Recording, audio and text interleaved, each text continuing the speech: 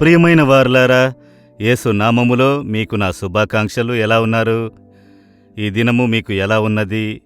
ఏదో ఒక కొరత, ఏదో ఒక కార్యములో కొంచెం ఒక కొరత కలిగినందున మనసులో బాధతో కష్టపడుచున్నారా? ఇంటిలో, పనిలో, మీ బిజినెస్లో, ఒక వరుమానములో కొరత కలిగింది, లేక మీకు ఆరోగ్యపరంగా కొరత కలిగినది, ఒక నిండైన ఆశీర్వాదం చూడలేకపోతున్నాము.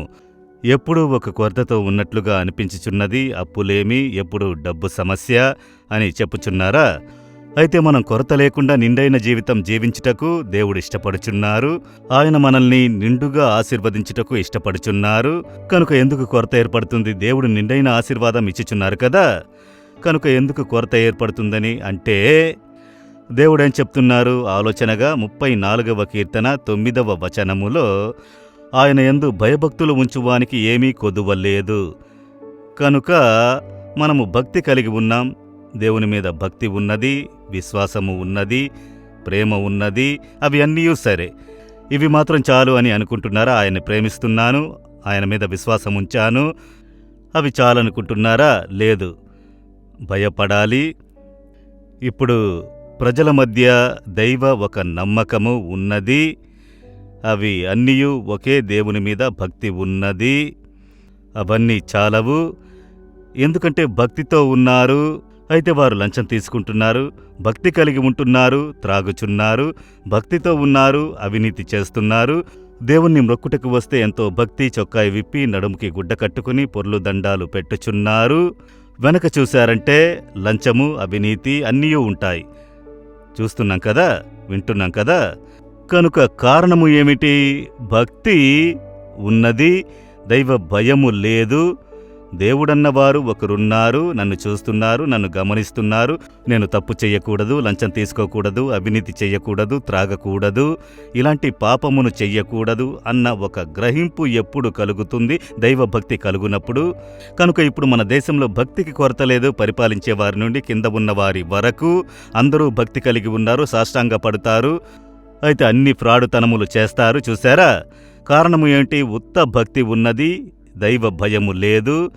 అయితే ఇక్కడ దేవుడు చెప్పుచున్నారు, యెహోవా యందు భయభక్తులు కలిగిన వారికి కొదువ లేదు. మీరెలా? ఒట్టి భక్తితో ఉన్నారా? ప్రభు అయిన యేసును గూర్చిన భయము ఉన్నదా? భయము, భక్తి ఉండాలి. భయభక్తి అవి రెండూ ఉండాలి. దేవుని యందలి భక్తి ఉండాలి, దేవుని యందు భయము ఉండాలి. భయము ఉంటే ఏమి చేస్తామో తెలుసా? నేను మాట్లాడున్నది యేసు గమనించుచున్నారు అన్న భయము ఉంటే వ్యర్థమైనవి మాట్లాడము, ఇతరులను గురించి మాట్లాడము, పరిహాసం చెయ్యము. నేను చేయున్నది ఆయన గమనించుచున్నారు అన్న భయంతో ఉంటే తప్పు చెయ్యము.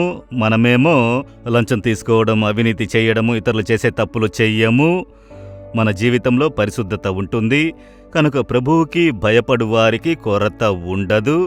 కనుక ఈ దినము మీరు రెండుకు ఉన్న వ్యత్యాసమును తెలుసుకున్నారా?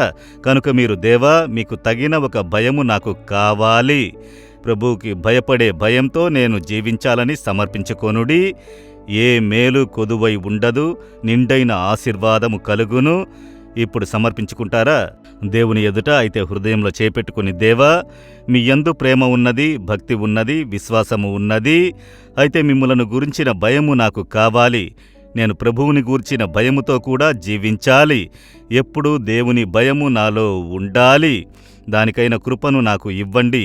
దైవ భయముతో ఉన్నవారికి కొదువ ఉండదు, నిండుగా ఆశీర్వదించేదనని చెబితిరి. ఆ ఆశీర్వాదము కలుగునుగాక. యేసు నామములో ప్రార్థిస్తున్నాను. Amen, amen.